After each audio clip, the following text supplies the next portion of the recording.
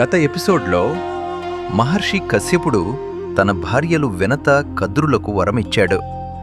కద్రుగుడ్లు త్వరగా పగిలి 1000 నాగులు జన్మించారు. కాని వినత ఇంకా ఎదురుచూస్తూనే ఉంది. రోజులు గడిచాయి, నెలలు గడిచాయి, సంవత్సరాలు గడిచినా ఆమె గుడ్లు మాత్రం పగలలేదు. ఆ ఎదురుచూపు ఆమె మనసును కుంగదీసింది.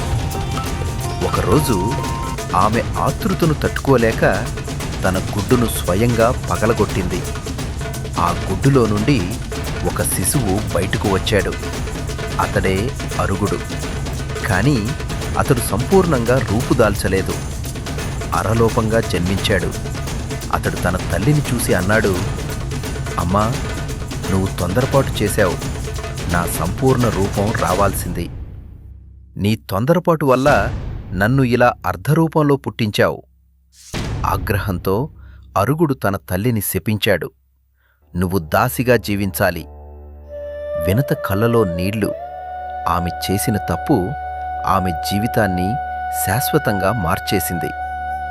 అప్పుడు అరుణుడు చెప్పాడు, అమ్మా, నా తమ్ముడు పుట్టినప్పుడు అతడే నిన్ను ఈ శాపం నుండి విముక్తి చేస్తాడు.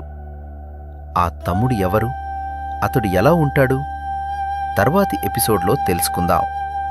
ఇది గరుత్మంతుడి కథ కొనసాగుతుంది.